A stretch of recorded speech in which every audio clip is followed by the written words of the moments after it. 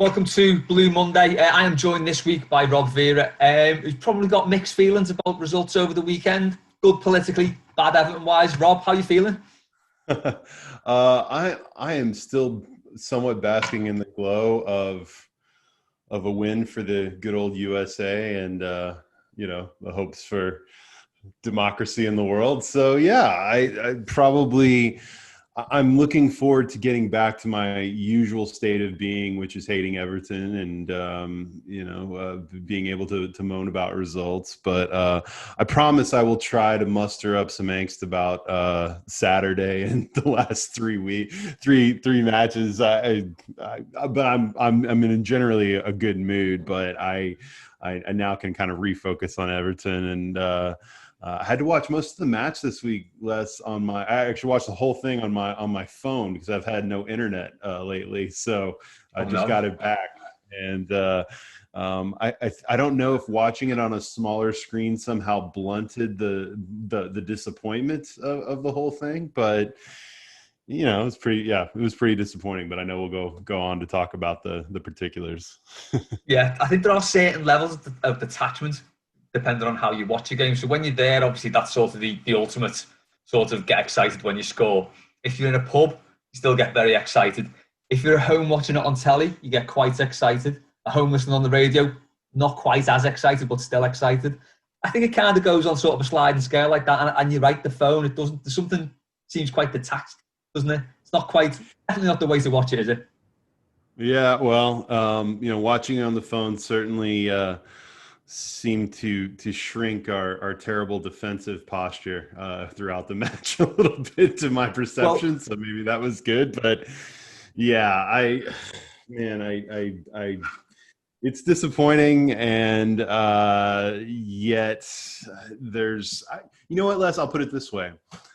When we were at the top of the table and we started off the season, flying, I said to everyone, take this time to savor all this, enjoy it, because we don't know how long it'll last and we don't know when the bump will occur. And I think what we hoped was that, we knew we'd eventually lose games, but we would hope that we wouldn't get in any kind of prolonged droughts. And unfortunately, we've hit a prolonged drought. And so I think that's probably for many just completely ruined the start of the season. But the glass is half full part of me wants to point out that by having that really good start to the season, you never want to lose three in a row, but you're not in a position where you're suddenly at the bottom end of the table and you're talking about relegation and another. There's still hope for this season, and I think obviously Richarlison and others coming back are going to be a big part of that. But certainly there's still issues, the same kind of persistent issues that we've been seeing raise their head again on Saturday.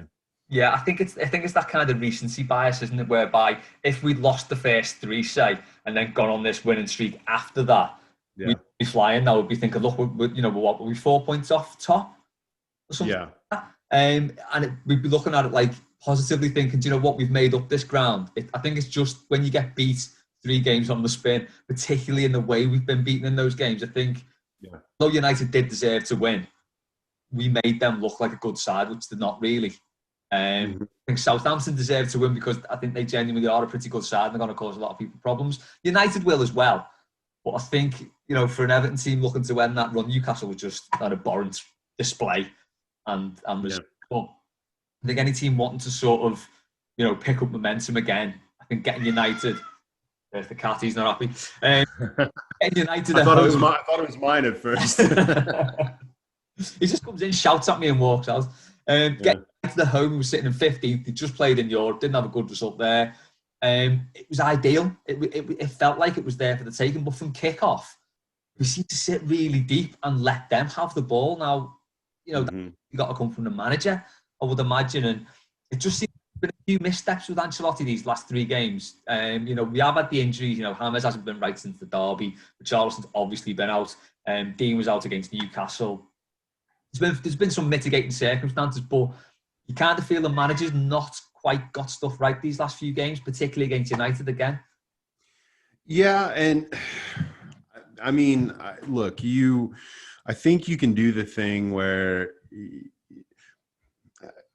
Look, Carlo, we all love Carlo Ancelotti. We're all better off for having him at the club. I still view the future as being potentially much, much brighter having him there.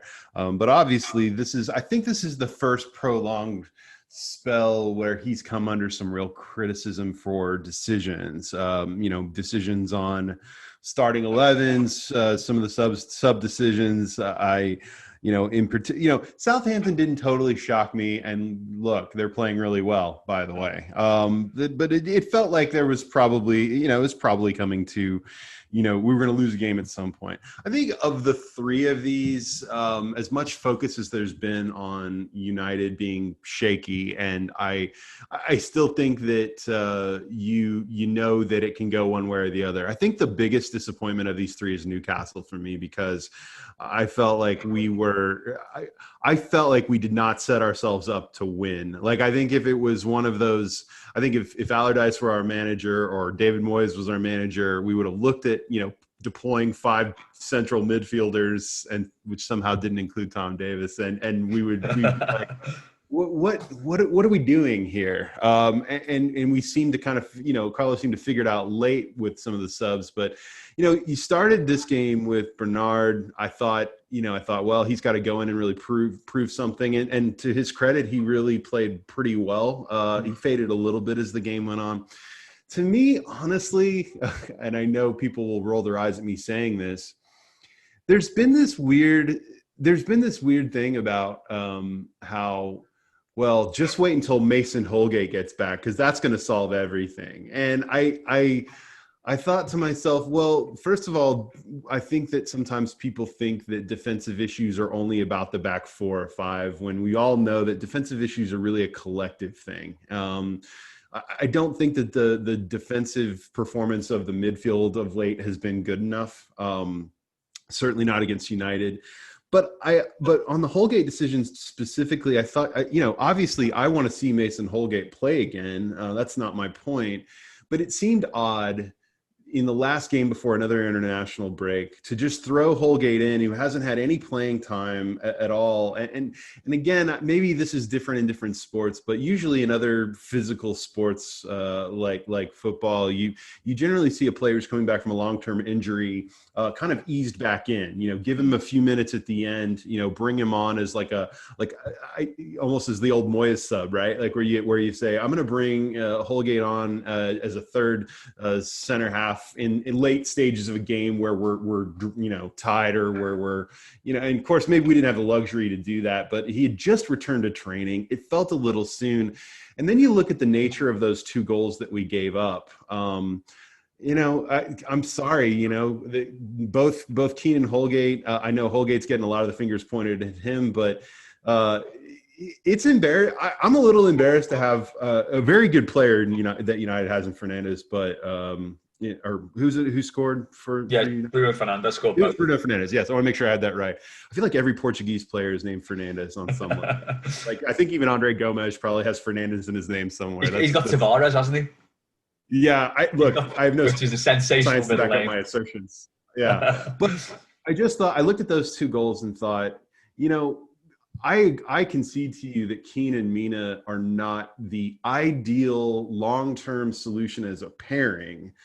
But clearly they've been effective in some of these games where we wouldn't have gone undefeated to start the season. Mm-hmm. They've been effective enough. Where they've conceded goals have been an individual mistake here and there, but collectively they've both been good at kind of dominating, the box in regards to balls, crosses coming in and those sorts of things. So I was kind of dejected to see, our center halves beaten by, yes, a good player, but not someone I would characterize as some towering, heading specialist of the ball, beat us for those 2 goals. It just, I thought, why not just persist with Mina and Keane for one more game? And then after the international break, then maybe you bring Holgate back into one of those 2 positions. And again, I'm a Mina stan. I understand that, but I acknowledge his flaws this season too. I don't care if you drop Mina after the international break, but it seemed odd to throw in this kind of game where you just lost 2 in a row, do you really, I get the idea that, well, maybe you need a change, but it's hard for me to look at those two games that we'd lost before and say, well, clearly, the center half pairing was the main thing that needed to be addressed. I think that you could have said, let's persist with these two for this game and make the necessary changes along the wings and in midfield.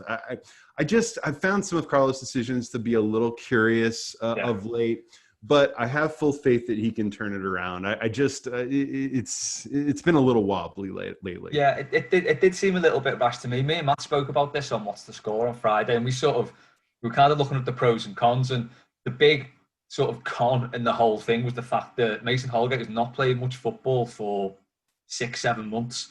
Because he got into the back end of last season, didn't he? Obviously picked up that injury in pre-season in the Preston game, and he's really not played a lot of football in a long while.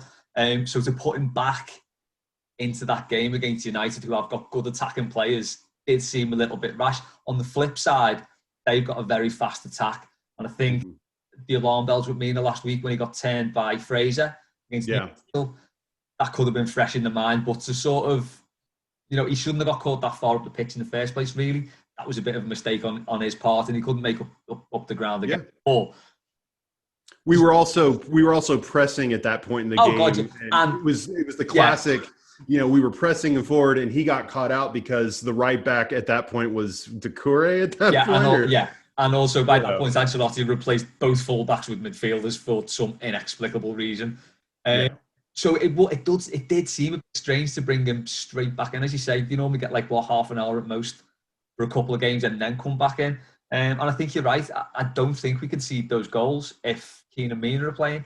The gap between Holgate and Keane for both goals, because we were almost identical. Had Rashford got a touch on that, would have been pretty much identical goals. The gap in the two centre-backs was massive.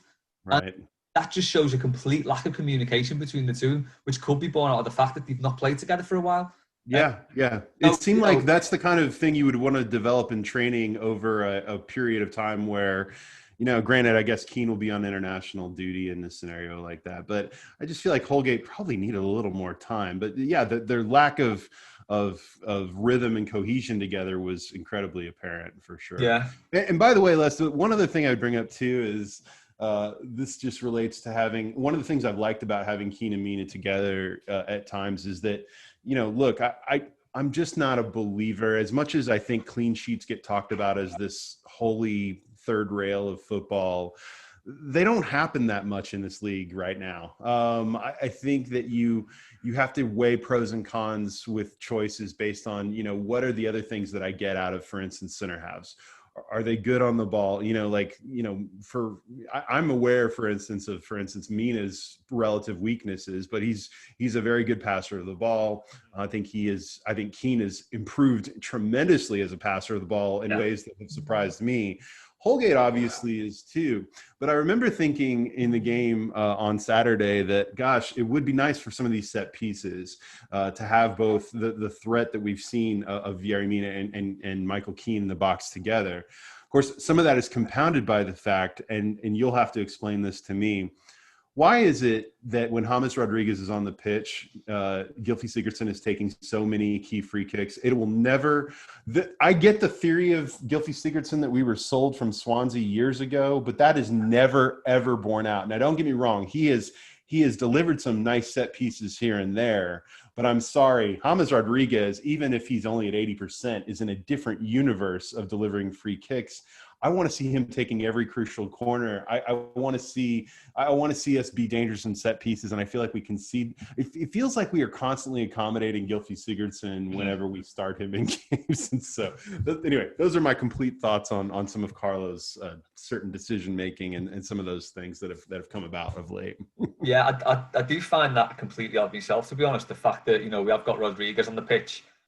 And yet Sigurdsson is, and I mean, I know some corners you want an in-swinger, some you want an out-swinger, so not left-footed, but when you've got someone who can hit the ball as good as Rodriguez, just let him take everything. Yes. It seems really, really odd to me that he is taking a lot of corners and free kicks. Or Dean in that scenario. But yeah, that's true, yeah. I'm just saying that if James Rodriguez is on the pitch, to me, then you have a tiered system of saying he is the one who should take Now, granted, if corners, I take your point. There may be an in-swinger, out-swinger sort of calculus to it. Mhm. But other free kicks that are on the edge of the box, anywhere else, I don't care if it's on the left or the right. Give me James Rodriguez, Yeah. whether he's aiming for goal or trying to set someone else up, because I think it's been clear he has found the head of both of our central defenders for corner goals. He has found, obviously, he and Calvert-Lewin. It just feels like we keep. It's that old joke about how Napoleon tried to go into Russia in the winter, and he thought, I've got a plan, I can do this, and then you get there and it's the winter and your plan doesn't really work. and then later on it's like Hitler tries to do the same thing, and it's like somehow people think that they've got this new way of approach, like that this plan will somehow work because there's this logic around it, but yet it never works, and yet people keep trying it. I'm saying it now. I've said it several times. What is the best we've seen Gylfi Sigurdsson play this season? When he has come off the bench and added a little something or played well in the last 20 or 30 minutes.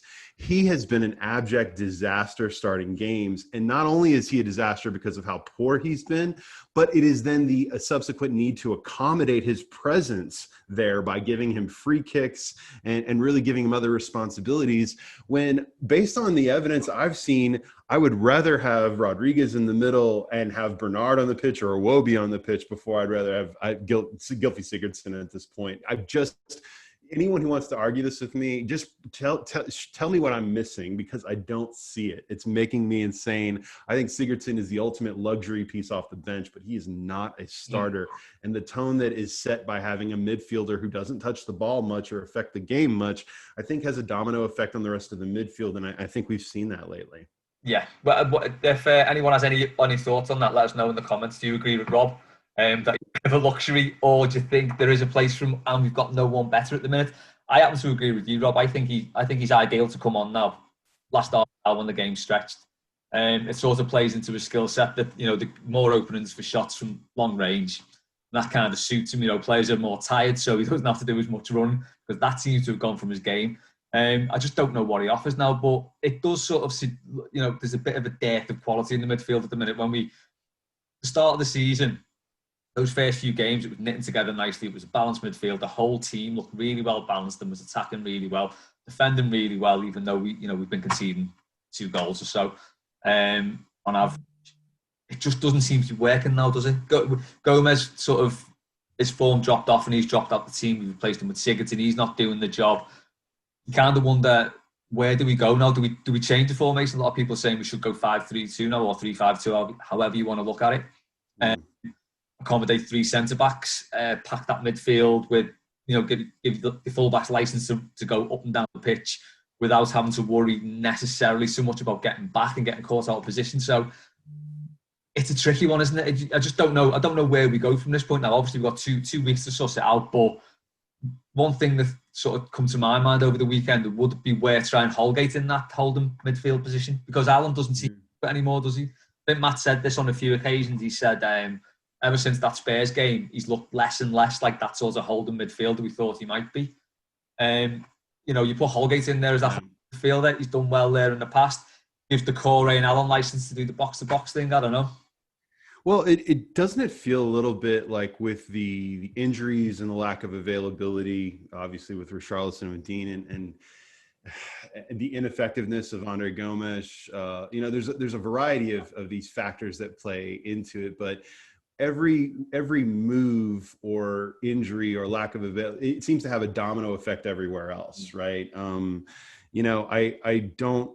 think Seamus Coleman, frankly, I said this a bunch because he started the season off well, and no one wanted to hear it because I sound like the guy trying to ruin everyone's party. But I just kept saying, well, and this is before the window closed, I'm like, do we really believe in John Joe Kenny? And if we don't, shouldn't we be? And we apparently, by all the reporting, Everton were seriously looking at real right back competition.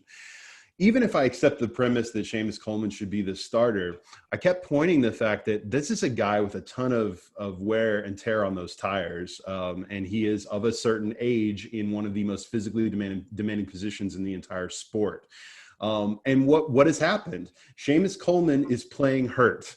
And he has made mistakes because of that. I think I want to be generous in saying that I think he is trying to be the captain and fight through it. And while we all love the guy who grits his teeth and tries to fight through it, you lose some effectiveness, and you're going to see, it's not necessarily just that a player of a certain age gets injured more. It's that once they are, quote, fit again or return to training, their ability to ramp back up and to recover is just, I know we have a lot of listeners in their 20s who don't relate to this yet, but let me tell you, as just random, 40 something guys here, like those things are real, even if you take good care of yourself. And again, I know Seamus Coleman's only in his early 30s, feels like he's been around for 20 years somehow, but he is, this is not a critique of him. It's just acknowledging the fact that when you have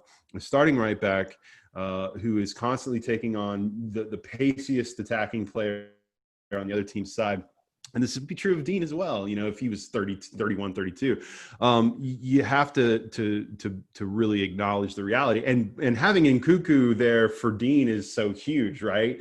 It would be nice to have an option on that side that we felt as good about. But let's be honest, guys, we don't. John Joe Kenny is a replacement level player, and I don't even know that he is that. I don't even know that he's average for a Premier League right back at this point. You do know that the hill I die on is that Tom Davies is the right back we're at. Yeah. I am deadly serious about this. You know what, man? Here's the thing. I would love for that to be true and for that to be an answer, because I know people don't believe this, but I would love to see Tom Davies find a way to succeed at this club. My critiques of his performance have been only about his performance. I think he is tough. I think he cares. I think he doesn't get rattled mentally by a lot of things. But, fullback is one of those weird positions where, there are players who are holding midfielders or center halves that often get pushed to fullback positions in a pinch. That's the theory, right? With Fabian Delph, why not? If you're going to start five midfielders, essentially central midfielders in a game against Newcastle, and Tom Davies isn't one of them, he's got to be asking himself, where can I contribute? What can I do? But man, look, this is not about Seamus Coleman as a person or a player. This is just about the harsh reality that having a 30-something guy, play, who's playing hurt, be your option there. It affects the effectiveness of that whole right side. James Rodriguez, for all the good things he does, can't really. He's not going to be a Walcott or a Richarlison in terms of tracking back. It's just that's not who he is. And so I think we have to get real about what is actually needed out of a right back. But the only thing I'm pretty certain of at this point is that God love him, but John Joe Kenny is just, he's maybe do a job guy, but I'm not even convinced that he's really that. So, I think the club need to probably get a little more serious about addressing right back in the coming windows. After playing 10 years in the Birkenhead Sunday League, I can vouch that any idiot can play fullback, because that's where I played. Steady. Not a difficult position to play as well. To your theory, though, that's a question I want to ask you, because I didn't hear you and Matt's discussion on this in particular, but Alan, I think that there is a lot of the talk is that there's a better fit scenario where you have Alan and Decore more, forward, and you have a real defensive holding midfielder like in theory, a Gabaman, but you could say Holgate. You could say, why not Godfrey? We've all heard from I've heard from a lot of smart football people, of whom I am not one of them, but I trust them, who will tell you that Ben Godfrey could be, arguably his best position might be holding midfield because of his passing ability, his physicality, his size. I look at him and he looks like a center half, but Mm. you know, right now, if you've got Holgate and Branthwaite back, maybe you have a more intelligent deployment of someone like Godfrey in a position where we really need it, which is playing in front of those front four. I don't know what you guys think about that, and maybe moving Allen and Decore forward a little more. Yeah, I think that would be a way to go. It sort of solves the issue of needing to put Gomez and Sigurdsson in there when they're unfit, out of favour. Ineffectual. We're not having to plug the gap with that, and I think it does. I think there is more to Alan's game than just being a defensive midfielder. Yeah, Got more about him. He can do a bit of everything. So yeah, I'd be more than happy with that. The thing that's worrying me at the minute is Newcastle game aside, where he just seemed to try a weird formation with players in weird positions. It seems very much like we had it with Marco Silva, we had it with Roberto Martinez, we had it with Ronald Koeman.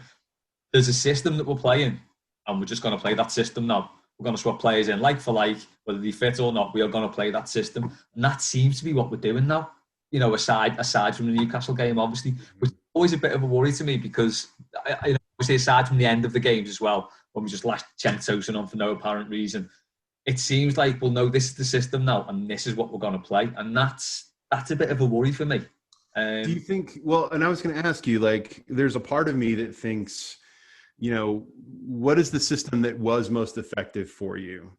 And then you have to look at, well, what available players did I have? You know, look, we talked about it before.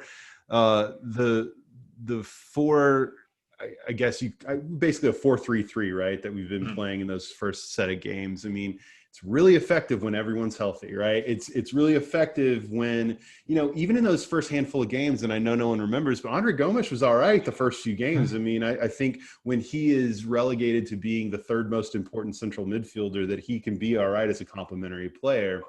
But he's dipped since then. So we tried to bring in Sigurdsson, and then Coleman gets hurt, and then we're trying Godfrey out at right back, and that's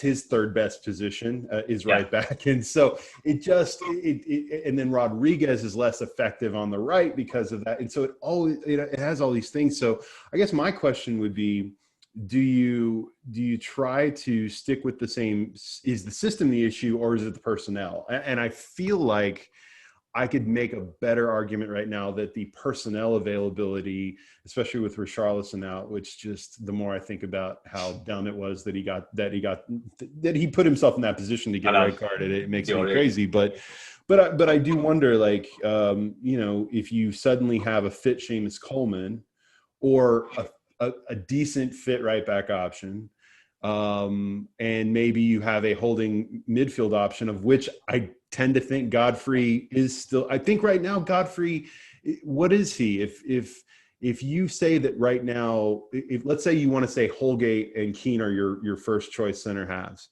Mina's clearly the third, and so then it's a question of, I mean, I think Mina's clearly the third just based on everything so far this season, right? Yeah. So then you've got Branthwaite. I think that's a great cover there. Do you need Godfrey as a center half option, right? Is he going to get playing time? Is he going to meaningfully develop in that way?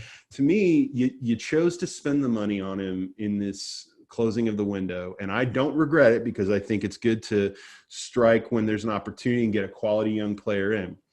He may eventually be, from that long-term view, a starting center half for Everton. But right now, where can I take the talent that I have on hand and maximize it most efficiently? So to me, I could argue that you stick with a 4-3-3, but you just get a little more sensible with the personnel and just say, right now I'm putting Gomes and Sigurdsson off to the side, and I'm going to try a new option in midfield, push Allen and Decore further forward. And then I think the question becomes, is Coleman fit for right back?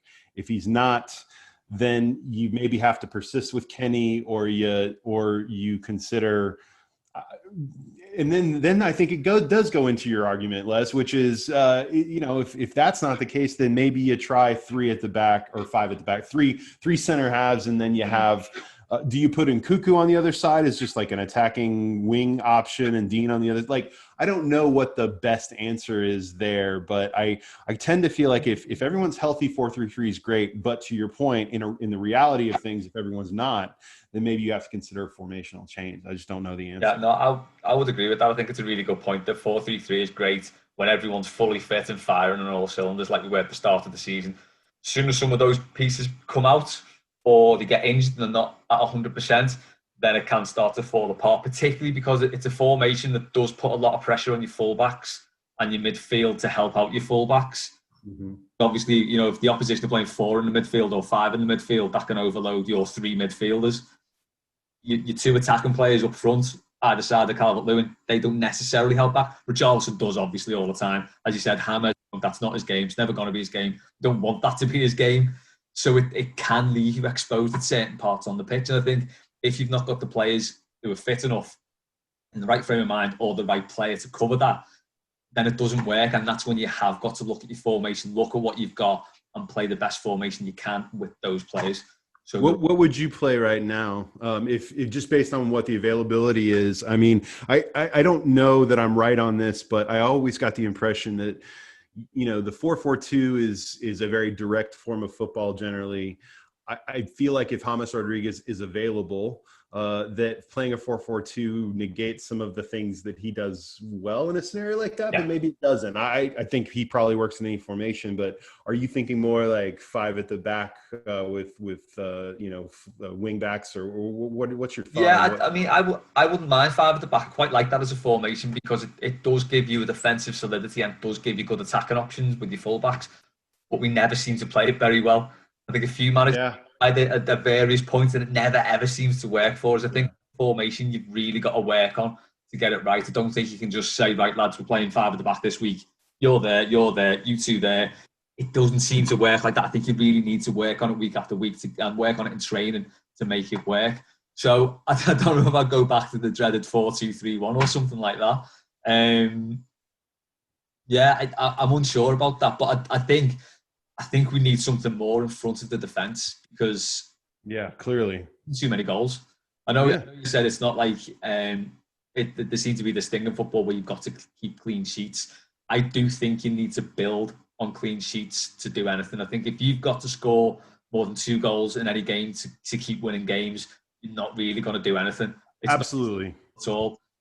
So I think there is an argument to just put more protection in front of that back 4. I mean, I think that's really, I don't want to minimize Ancelotti, but no, and I don't want to act like I'm minimizing that not allowing goals, like that it doesn't matter. I'm certainly not saying that. I think that, you know, if your critique of, well, we can't have these 4 out there because they've allowed a goal or 2, I think yes. I think you have to appreciate the context of each individual match. Like, you know, allowing 2 goals against West Brom isn't ideal, but when you're scoring 5, you know, okay.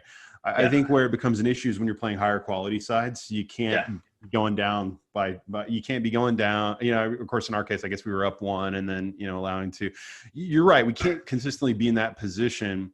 But I will kind of lean on what we said at the beginning of the season, which is one of the things that allowed Everton to excel is that they were not accepting the idea that they could just get a goal or maybe 2 and that be enough. They were being forceful and aggressive and saying, look, you know, it's all about creating chances, giving us more opportunities to score.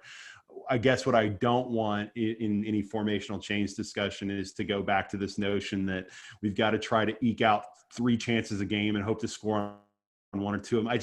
I think that is a losing game in the current environment of the Premier League, where I would rather see take a little bit more chances here and there to score, even if it makes us slightly more susceptible defensively.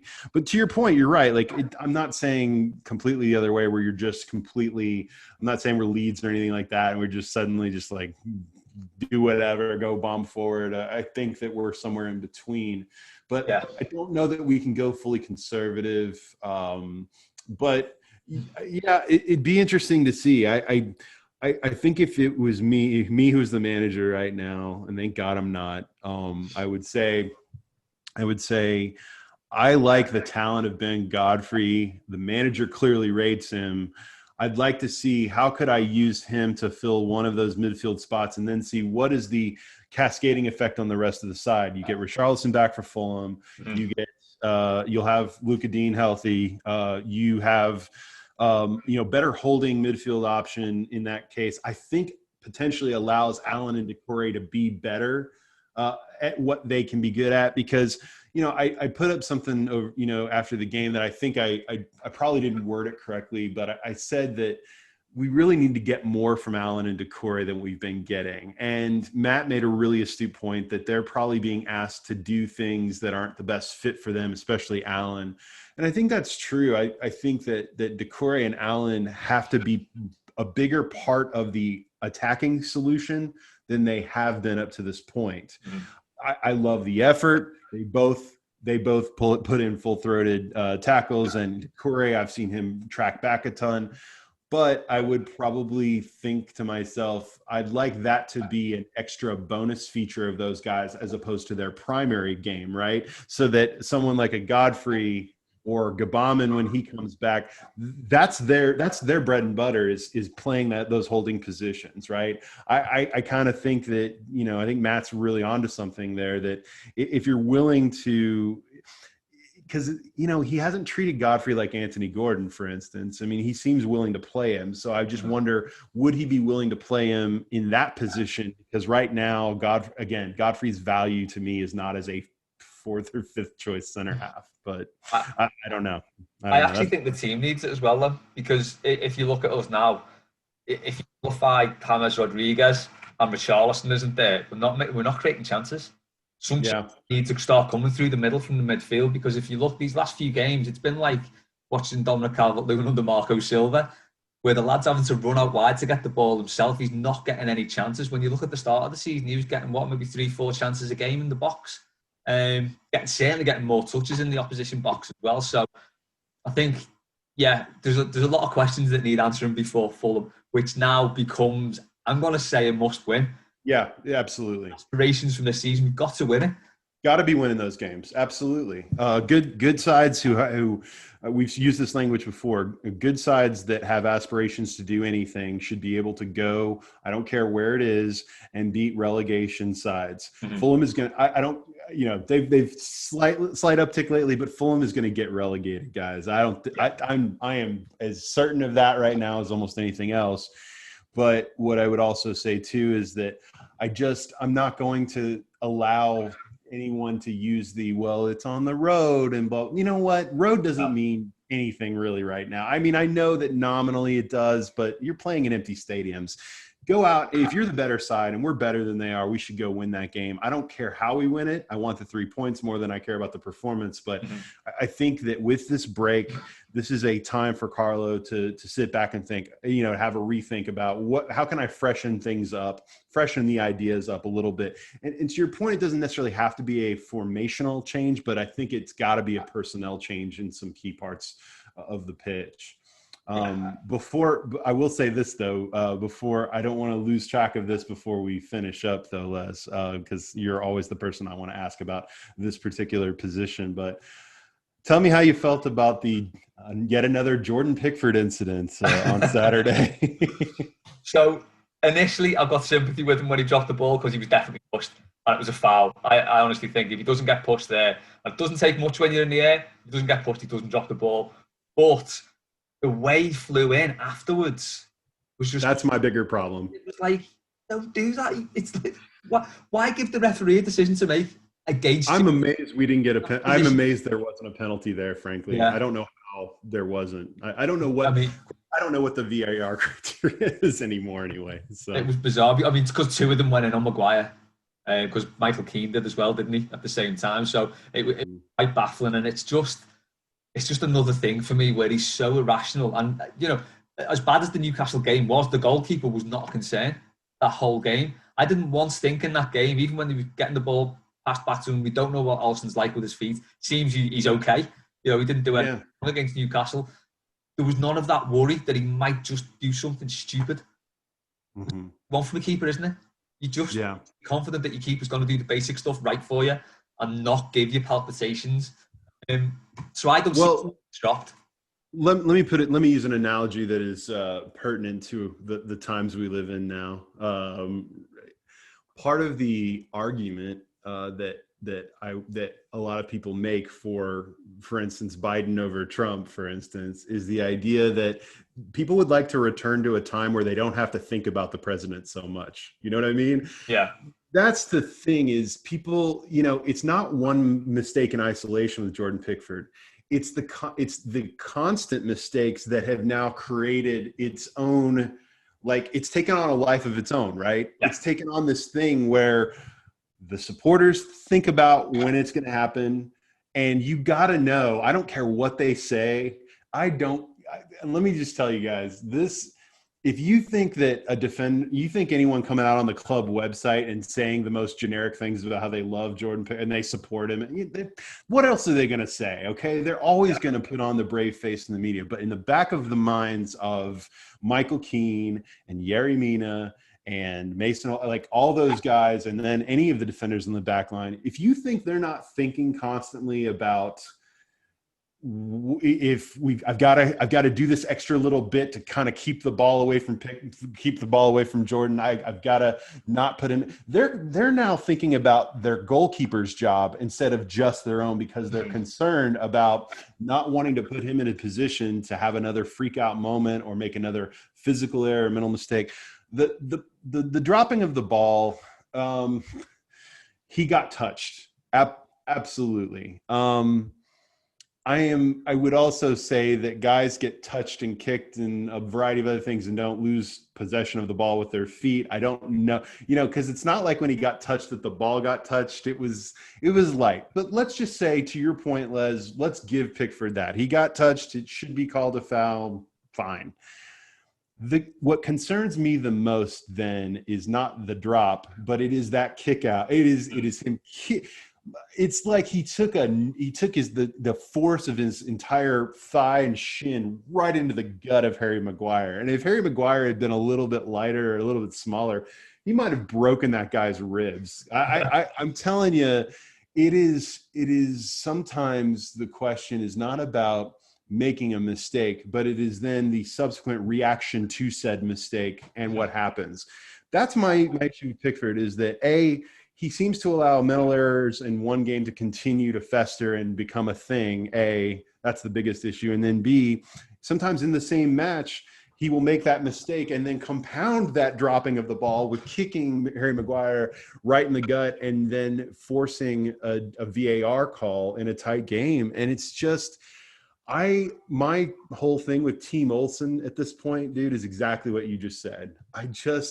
I want a nice 6.5. I want a nice 7 out of 10 keeper that I don't have to think about. He made the saves he was supposed to make in that Newcastle game. His distribution was fine. I'm sure the upside of Jordan Pickford's distribution is great, but I feel like if you're going to argue that Jordan Pickford's distribution is one of the arguments for him and that's an elite skill, I would counter with his distribution is sort of like Gylfi Sigurdsson's set piece taking. In theory and on paper, it's this great strength, but have we really seen it borne out in reality on enough consistent basis to forgive all the other flaws? If Gylfi Sigurdsson was scoring 14 goals in a season like he did a couple seasons ago, we have a lot less quibbling with his touches and with his key passes and his assists. The problem is he's not contributing in other ways. If Pickford was, not making these mental errors, then I can live with certain other problems. But it's all of these things. He's not been good enough. He's not.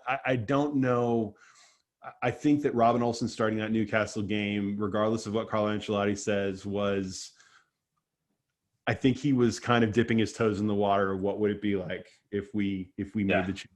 I don't know what excuse he's looking for. I don't know what the breaking point is, and I think that's the most fascinating thing. Like, what's it going to take? I don't know. I just don't know. That's the worry for me. It's a little bit reminiscent of when Tim Howard outstayed his welcome in the team. Oh yeah. It's kind of like, what's this guy got to do to get dropped? It's starting to feel a bit like that for me now. Howard wasn't on that contract though. There you go, yeah. But that's the thing. It's like, as you say about the kicking with goalkeepers, it's suddenly become a really important skill for them to have, when the fundamental thing of a goalkeeper is command your box and make saves. If you're good at kicking the ball, brilliant. It's a great secondary skill to have. If you can't do the fundamentals, you're not worth having in goal. Which I, unfortunately, don't think he does enough of at the minute. To your point, I wasn't really glad to see him back in. And I don't think he should have got back in. No. Well, what's the standard against Fulham as well? There's a weird standard. Like, you know, and we're guilty of it too, but like, it's amazing how there's still a strong segment of people who are willing to just accept a certain number of mistakes from Pickford that they would never, that yet when, when any other outfield player makes a mistake, it's drop him. He's a disgrace. Believe me, I hear that constantly, and I'm like, I guarantee you there are 3 or 4 or 5 players who play for Everton who would love to have the bar of scrutiny be as low for them as it is for Jordan Pickford. Yeah. And at a certain point, I understand they're different positions and you have to treat them somewhat differently. But there does come a concerning point where it begins to feel like the standards of excellence that your manager, who is an excellent manager and who has become an excellent manager because of deploying these standards of excellence, there becomes a troubling point where it feels like that applies to everyone except for this guy. And I don't care if he's the keeper or if he's the striker or whatever, but I guarantee you, there's, I wonder if Moise Kean got booted out of here and a lot of people were happy to see him go, even though he'd scored like goals in his last 4 starts or something like that. And he's scoring for PSG. But yet Pickford it feels like he is undroppable. At a certain point, there will come an inflection point where Carlo can't continue to persist without potentially compromising the faith that some of the players have in his ability to really demand those standards in an equitable way. And so I'm almost tired of waiting for it, but the evidence just keeps mounting up, whether you want to talk about it or not. Yeah, no, I completely agree. I've stuck up for Jordan Pickford a lot on these shows in the past, mainly because my lad Joe's a goalkeeper. Yeah, I have a lot of sympathy with goalkeepers, but I mean, my lad's his best attribute is not his kicking at all. He's not very good at kicking. So I tell him, well, the thing about a goalie, you just got to be able to make saves. Yeah.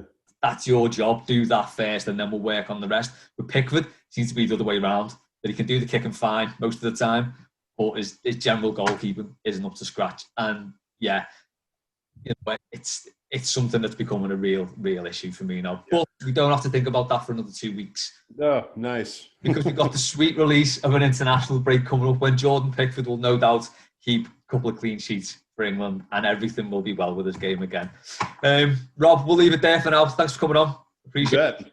Enjoy the glow of a nice election result. We've got to wait another 4 years at least, I think, until we feel this. Hey, you know what?